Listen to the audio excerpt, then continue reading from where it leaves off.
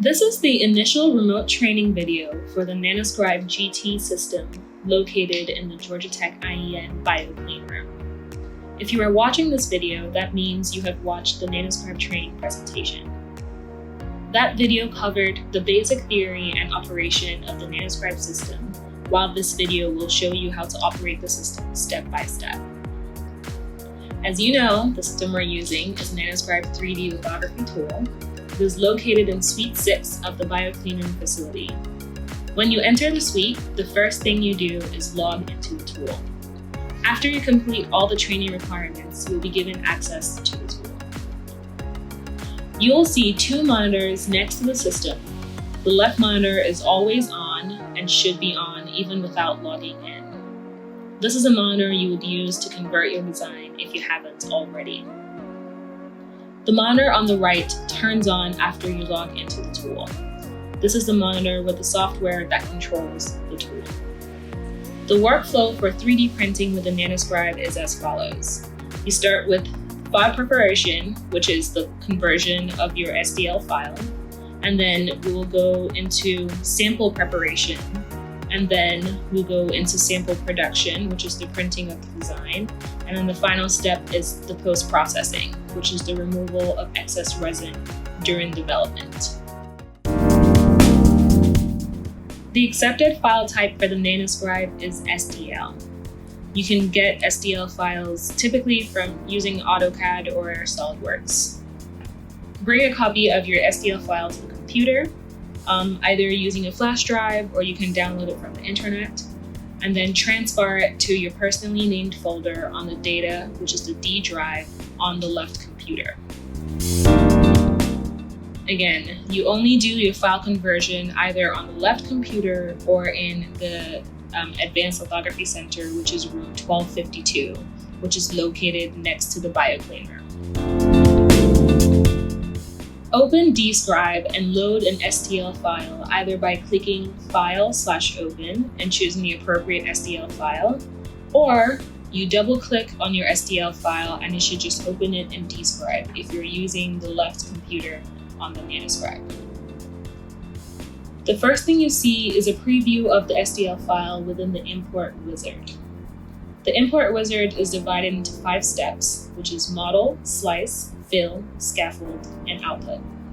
These steps will be shown one at a time on the right-hand side of the Import Wizard window, and each step will be explained in detail. The software opens up the file in units, which are read as microns. The first step, Model, allows you to resize the dimension as well as change the orientation of the STL file. Under Parameters, you can either choose 25x objective solid, 25x objective shell, or the 63x objective. And we will go into more details about what this means later in the training. In the scaling section of the transformation frame, the dimensions of the design can be set. By checking the Lock Aspect Ratio box, the size proportions are kept constant. If it's not checked, each axis can be resized independently. The model can also be rotated around the X, Y, and Z axis in 90-degree steps using the orientation buttons. When you have chosen your correct dimensions or desired dimensions and desired parameters, click Slice. The structure will be printed as lines in the XY direction and as stacked layers in the Z direction. The layers are called slices in Describe. So these are the Z direction layers. The distances between the slices must be adjusted to the objective resin combination used for printing, and you also have to adjust the slicing distance to affect the curvature of the model surface. For slicing, there are 2 modes available, which is fixed and adaptive. The slicing mode fixed means that the distance between the adjacent slices are constant, and so the units are in microns. You can see how it changes as you change distance between the slices. So at 0.1 microns, you can see that it's very smooth on the surface and it's very thin distances between the slices. Versus when you go all the way up to 1 micron, it's very discrete slices and the surface has very discrete levels. Because also given the size of my part, which is quite small. So Describe computes the number of equidistant slices that is closest to the desired height. So if you're using fixed mode and your slicing distance is 1 micron and your model is 100.9 microns, then that means that there will be 101 slices, with the first at 0 microns and the last at 100 microns.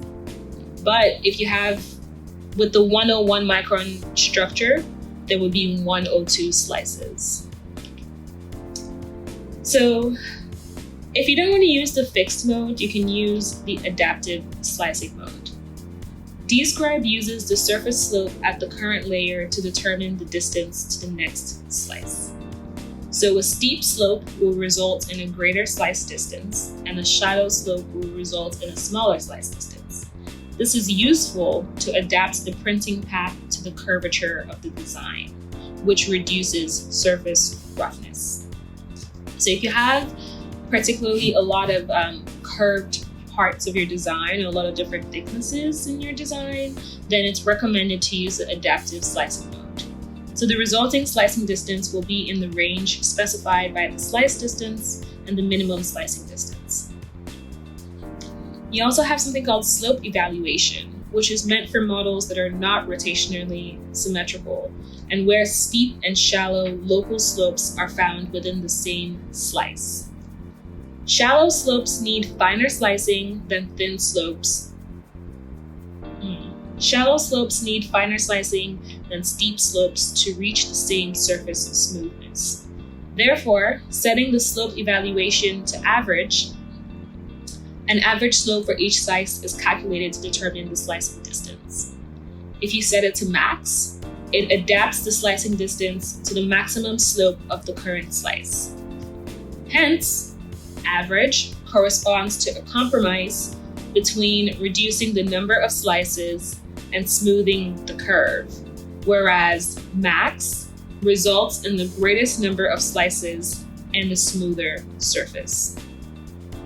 For the purposes of this training, I will just be using the 0.3 micron fixed slicing distance. The next step is fill. Now, under fill, you have two options: solid and shell and scaffold. For solid, the core of the structure is filled with adjacent lines and spacing, which is defined by the hatching distance. The option shell and scaffold prints a scaffold in the core of the structure instead of filling it completely. So if you select shell and scaffold, then the scaffold step will be added to the import wizard. You can see the effects of changing the hatching distance in how the core of the structure is made. To increase the mechanical stability of the structure, a hatching angle and a hatching angle offset can be defined. The hatching angle sets the angle between the hatching line direction and the x-axis. Meanwhile, the hatching angle offset sets an angle offset between the orientation of one layer of lines and the next layer. For example, if you want to increase the stability of a thin wall, it might be helpful to set the hatching line orientation along the axis of the short side of the wall. However, if you do that, it will increase the number of lines per slice, hence the printing time of the structure will be increased. If the auto box is checked, then Describe will optimize the hatching angle and the hatching angle offsets to reduce the overall printing time. The surface of the printed structure can be smoothed by adding contour lines. In this case, the parallel equidistant hatch lines of the core are bordered by continuous contour lines. So if the contour count is set to greater than 2, then the distance between these contour lines can be set with the contour distance. So the fill window actually changes only slightly when you choose shell and scaffold. The shell contour count is equivalent to the contour count, but it serves a different purpose. The shells of the shell and scaffold printing are necessary to prevent the developer from creeping into the structure during the development process, and to prevent the remaining unpolymerized resin from leaking out of the shell. So, to have a hermetic shell, the shell contour count should be set to equal or greater than 12. As you can see, the shell contour count here is 12, and I typically leave it at that, but it should be equal or greater than 12. Base layers also improve the stability of the resin-containing shell. So a base slice count of 5 will strengthen the structure and increase the adhesion to the substrate. If you press Generate Solid or Generate Shell, it will recalculate the model with the current settings. The thickness of the shell, the type of scaffold, the wall-to-floor spacing, and the scaffold thickness all determine the stability of the printed structure. So if you optimize these parameters, you can decrease the print time and improve the overall mechanical stability, as the shell and scaffold will enclose the unpolymerized resin within small pockets. The hatching mode for the shell always follows the contour of the model for each slice, and so this will guarantee a tight shell. Once the fabrication process is completed, only a fraction of the structure will be printed as polymerized resin. The topology of the structure will be preserved since the shell prevents the developer from creeping inside. If it's required, you can polymerize the resin in post-processing. And so that is why we recommend a UV cure and salinization step in post-processing if you're using the shell and scaffold method for large prints, especially if you want to do molds. We typically recommend a UV cure and salinization after developing. The last step is output. 3 files and 1 folder with additional files will be generated when you click Save. And so that's why we ask you to create a folder in your folder when you import your file from your flash drive or download it from wherever. We put it in a folder because you generate multiple files. You're going to generate a job.gwl file, a data.gwl file, and a job.recipe file. The job.gwl file is what will be loaded into NanoWrite for printing. So in this output menu, this is where the fundamental parameters are set. You have your scan mode and z-axis, which defines the units of the system that will be used for printing. So the standard combination is Galvo scan mode and piezo z-axis. If you are if you're printing a really tall structure, so structures above 1 millimeter, we recommend using microscope C drive. Exposure. Having a constant exposure allows for only 1 value of laser power and 1 value for scan speed throughout the whole structure. But if you do different for contour and solid, it gives the possibility for different values for shell and scaffold, which you can modify in the job.gwl file.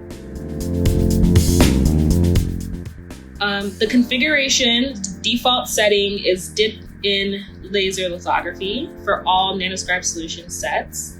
However, if you are going to use a different resist, and this will require a different training, and we'll go into a little bit more, you'll have a little bit more information later, that's where the oil immersion configuration will be suitable.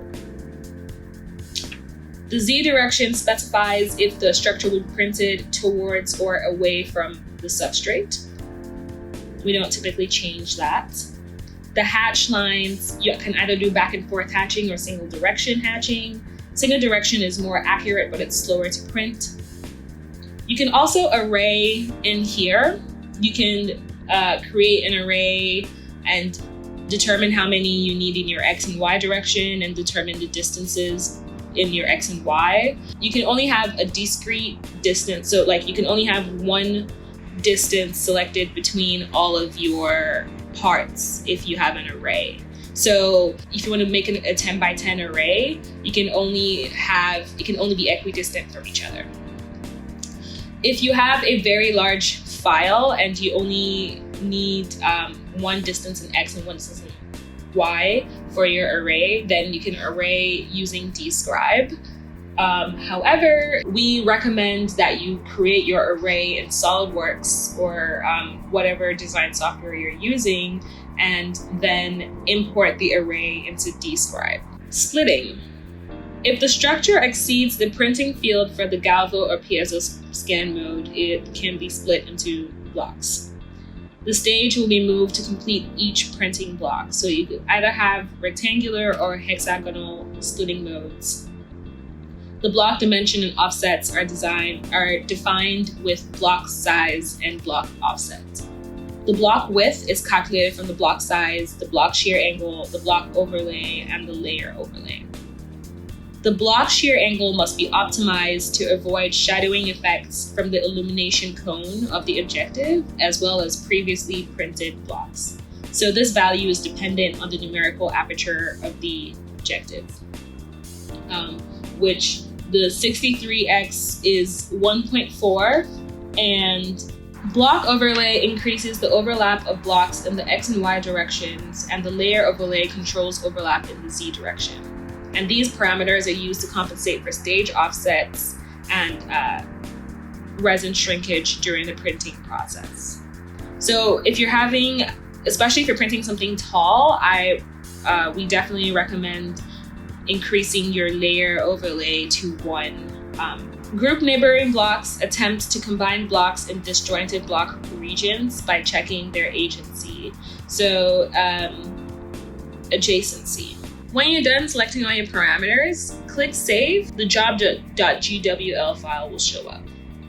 In here, you can see the code that will be going into the Nanoscribe. You can change your power and scan speed, as well as the interface position here. The interface position here indicates how far into your substrate that the laser will start writing. So this will write 0.5 microns into the substrate. If you have a tall structure, so above 1 millimeter, we recommend writing 5 to 10 microns into your substrate.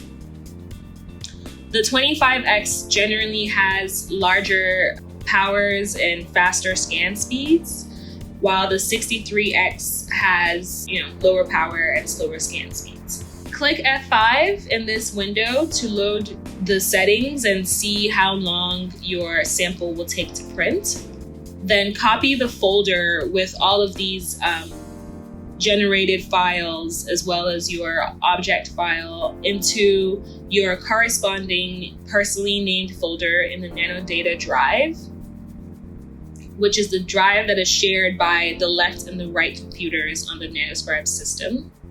Then you go to the computer on the right, copy your folder from the Nanodata drive on that computer into the data drive on that computer.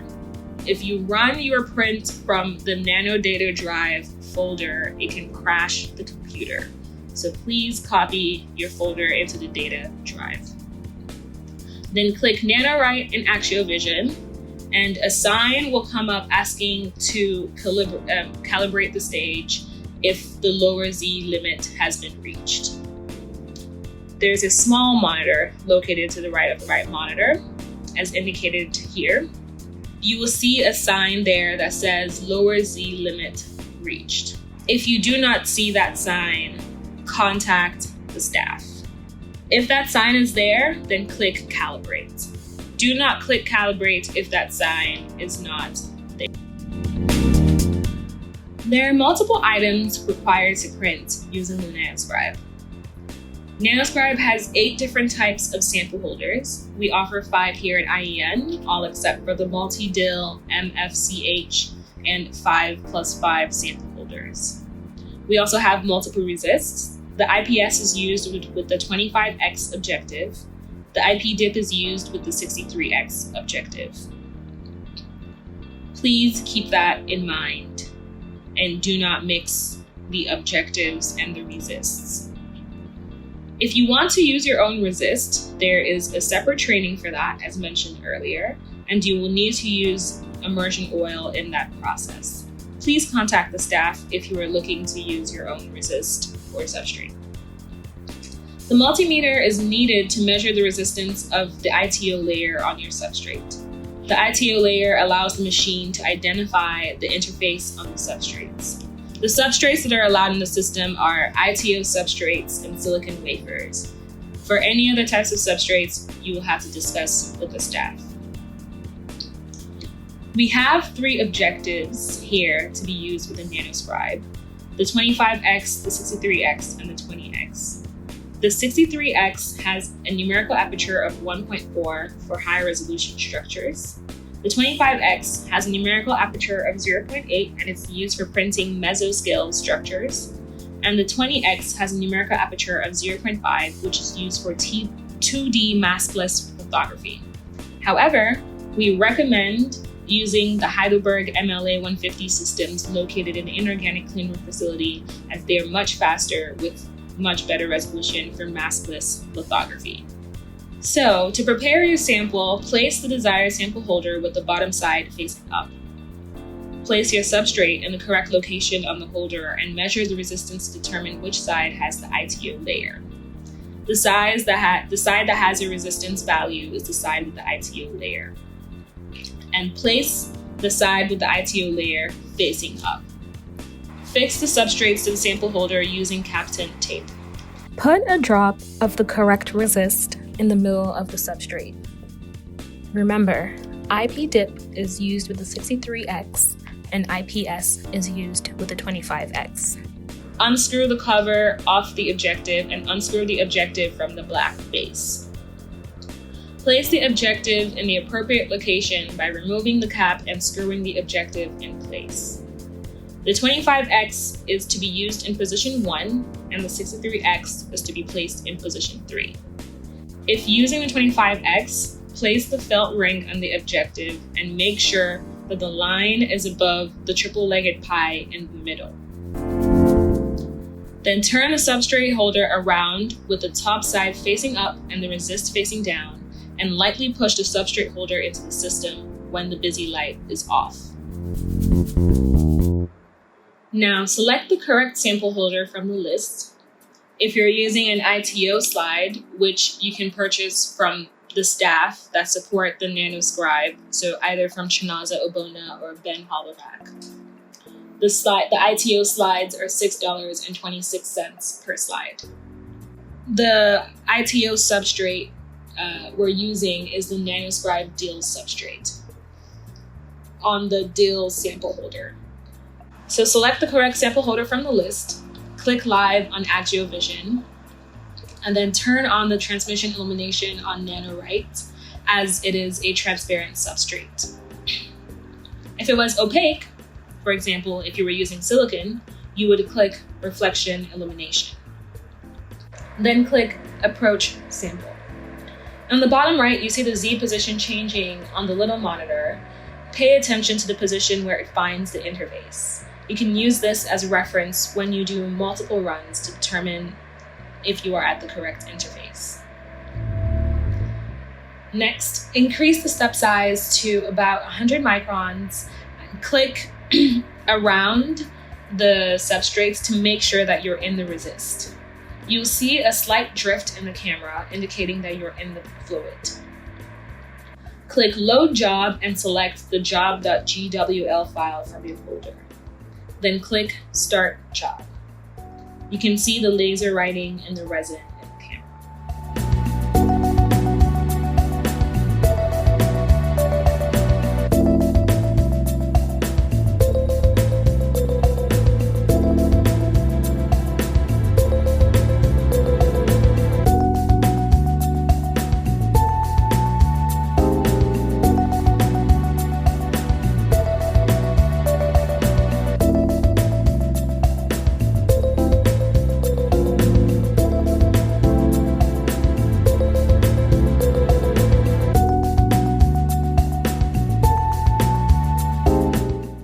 When the job is done, you'll see the message job done show up in the message box. You can also edit the power, scan speed, and interface position in the job GWL file and upload the file and run the print again with the new settings.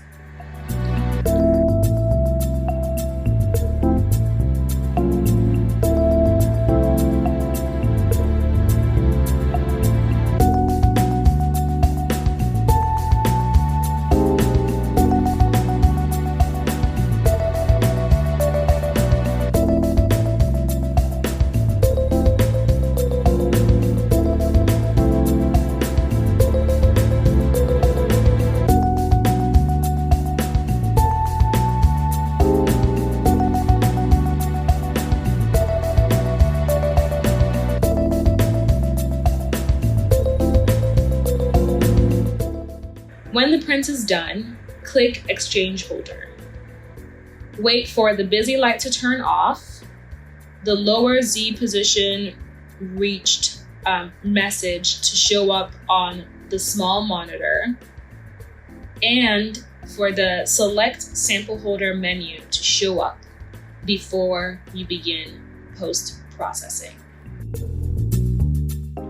When the job is done and you're ready to remove the sample, remove the sample holder from the system and carefully remove the substrate from the sample holder and place it in the substrate holder in the mini beaker in the black box. The black box can be found to the left of the tool. The substrate holder was configured for DIL substrates, which is what we offer, the DIL ITO slide, so it will fit perfectly. I like to place the substrate with the resist facing outwards. And this is to also remind me of what part of the substrate that my sample is on, as it's very tiny. So by the time we finish developing it, it will be hard to tell. So keep it in mind what side your sample is on.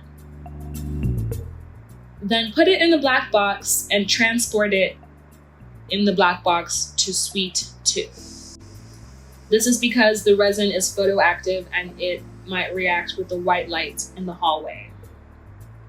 When you get to Suite 2, get the SU8 developer from the base cabinet to the right of the fume hood. Pour enough developer to cover the top of the slide in the beaker and leave it there to develop for 20 minutes. Then go back to Suite 6 to clean the objective. Carefully unscrew the objective from the system and screw it back onto the black button and remove the felt ring. Place a text wipe on the table and get a bottle of IPA. Only IPA can be used to clean the objective. Only IPA and nothing else can be used to clean the objective. Next, fold a text wipe into 4, wrap it around your finger, and then wrap the text wipe around the objective, almost like you're snuggling it into the crook of your finger. Then spray IPA onto the top surface and use a nitrogen gun to blow nitrogen in the same direction as you spray the IPA. Fold over the text wipe and use the side without residue to wipe off any remaining residue on the surface without touching the lens of the objective. Repeat this process 4 more times. This brings it to a total of 5 times to clean this objective. The objectives are very expensive and they are very fragile, so please treat them with care. Next, use IPA to wipe down the sample holder and the system where you slid the sample holder in. The last step in this process is to fill out the log and to log out of the tool. Don't forget, when the 20 minutes is up for developing your sample, return to the other suite, rinse the beaker and the sample with IPA, and then soak your sample in IPA for 2 minutes to stop the development. Then gently blow it with a nitrogen gun and your sample is ready, unless you're going to go on to doing a UV cure and salinization, in which case, feel free to contact the staff if you have questions about that process or any questions about the process in general. Thank you.